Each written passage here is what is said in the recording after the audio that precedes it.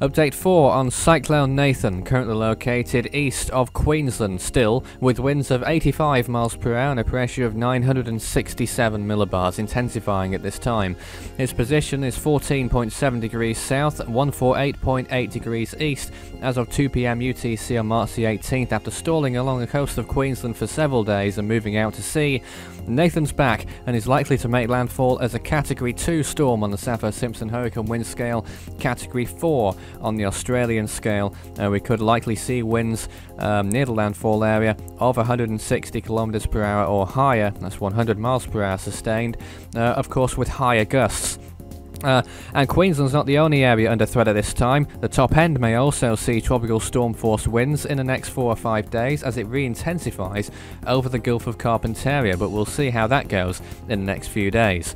At the moment, cyclone warnings in effect from Cape Melville to Innisfail, and the cyclone watch is extending the other way from Cape Melville to Lockhart River.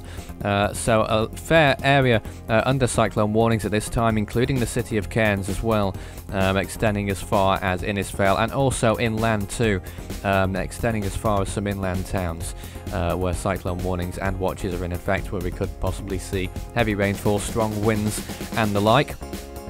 So that's the situation with that. The sea surface temperatures remain fairly warm at this time despite Nathan's presence over the past few days, still around 30 degrees Celsius, so certainly, or rather 28 degrees, still certainly warm enough for sustained development as it is doing.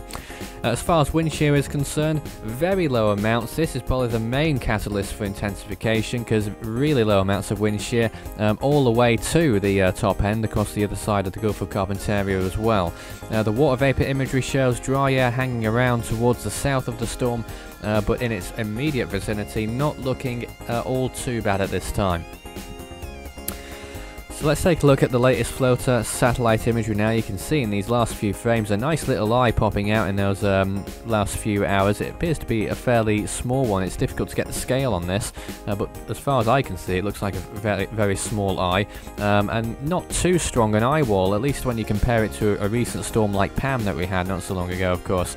And news on that in a live update later on as well, by the way. But Cyclone Nathan still struggling to get itself together. That's why it's only a Category 1 storm, but could intensify over the next few days into a stronger system.